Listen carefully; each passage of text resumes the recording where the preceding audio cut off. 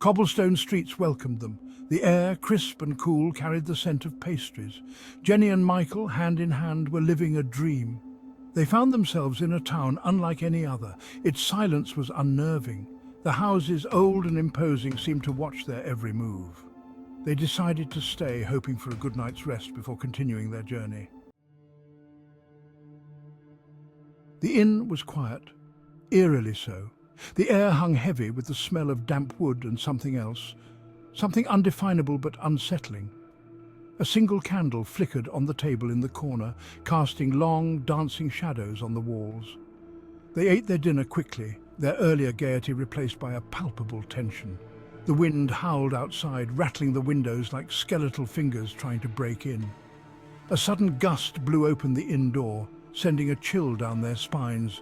A figure stood silhouetted against the moonlight, shrouded in darkness. As the figure stepped into the dim light, they saw it was an old woman, her face etched with countless wrinkles. Her eyes, though, were bright and piercing, holding a depth that belied her frail appearance. She carried herself with an air of quiet authority, her presence filling the room despite her small stature.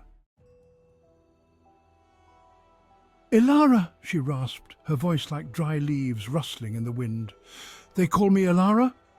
She moved slowly, deliberately towards the fireplace, each step measured and heavy. Her gaze swept the room, finally settling on Jenny and Michael. They felt a shiver run down their spines, as if they were being examined by something ancient and unknowable. "Lost travellers, are you?" she asked, her voice barely a whisper, seeking shelter from the approaching storm. Her words hung in the air, heavy with unspoken meaning. They nodded, unable to speak, captivated by her intense gaze.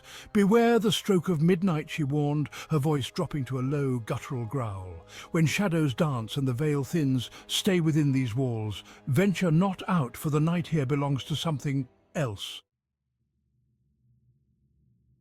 Despite the old woman's cryptic warning, Jenny and Michael decided to continue their journey. The next day, they set off for Castle Lazar, a towering Gothic structure perched atop a hill overlooking the town.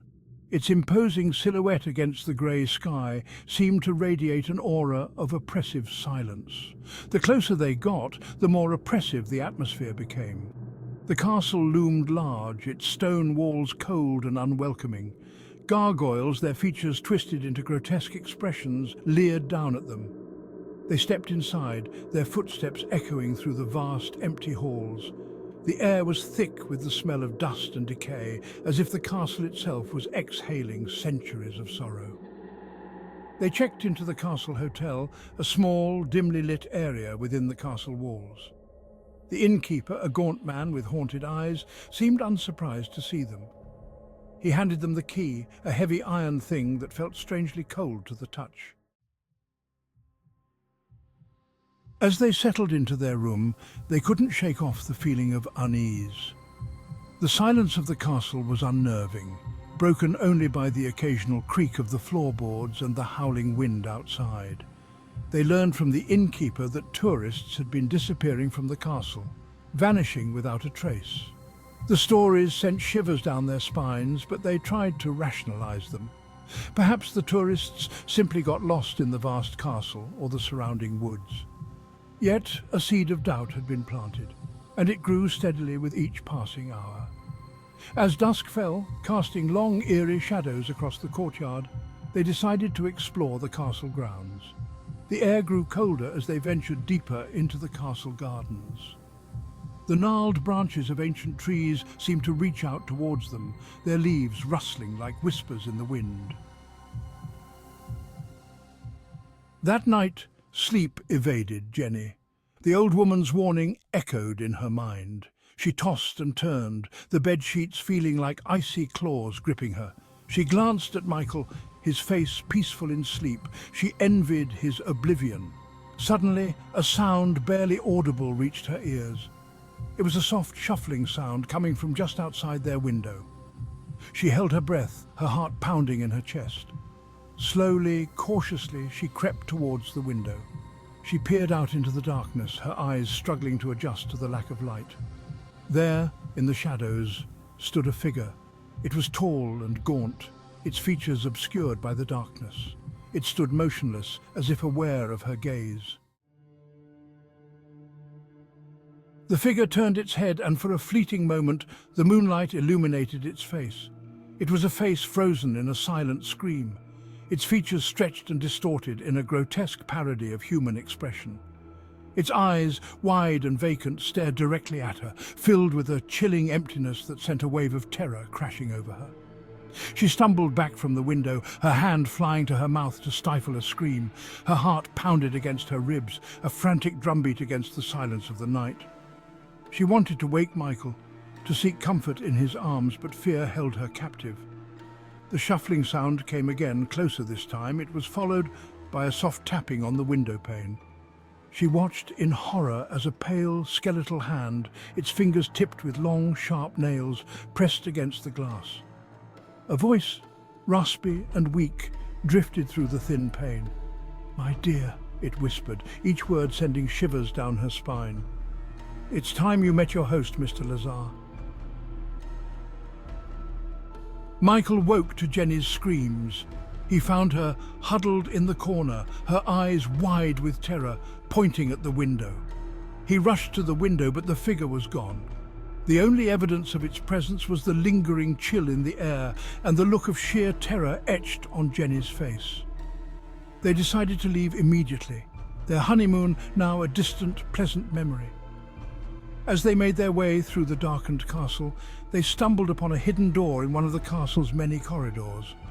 Curiosity and perhaps a morbid sense of fascination compelled them to open it. The door creaked open, revealing a flight of stone steps leading down into darkness. They descended cautiously, their hearts pounding in unison with their footsteps.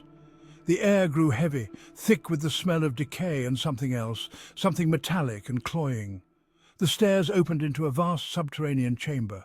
Rows upon rows of coffins lined the walls, each one draped in cobwebs and dust. The sight sent a wave of nausea washing over Jenny, and she fought the urge to vomit. As they stood there, frozen in horror, they heard a noise from the top of the stairs. It was the slow, shuffling footsteps they had heard earlier. They turned to see Mr. Lazar, his skeletal frame silhouetted against the faint light emanating from the corridor, descending the stairs. His face, illuminated by a flickering oil lamp he held in his hand, was a mask of death. His skin, stretched taut over his bones, was as pale as parchment. His eyes, two black pits in his skull, burned with an unholy light. They didn't wait to see what he had planned. They turned and fled, their screams echoing through the silent chamber. They ran through the darkness, their lungs burning, their legs screaming for respite. They didn't stop running until they burst out of the castle and into the relative safety of the night. They didn't stop running until they reached the town, the first rays of dawn painting the sky in hues of pink and orange. They looked back at the castle, its silhouette stark against the brightening sky, and shuddered. They had escaped with their lives, but they knew they would never be the same. They left the town that day, their honeymoon cut tragically short. They tried to put the experience behind them, to forget the horrors they had witnessed, but the memories lingered, haunting their waking hours and invading their dreams. The image of Mr. Lazar, his skeletal face contorted in a grotesque grin, was seared into their minds. The memory of the coffins, the stench of decay, the feeling of utter terror. It all stayed with them, a constant reminder of the darkness that lurked beneath the surface of their seemingly perfect world. And picturesque towns they had so enjoyed now filled them with dread. Their honeymoon had been stolen, replaced by a chilling encounter with the unknown. The joy and love they had felt just days before were now tainted with fear and a deep, unsettling sense of unease. They never spoke of their experience again, but the memory lingered, a dark secret they carried deep within their hearts. They had been warned, but they hadn't listened. And now, they were left to bear the consequences, forever haunted by the dark secret of Castle Lazar. The ancient town remained, shrouded in its cloak of silence, its secrets hidden from the world. The whispers of the wind carried a warning, a chilling reminder of the darkness that lay hidden beneath the surface. But would anyone listen? If you like this video, like it and subscribe to my channel.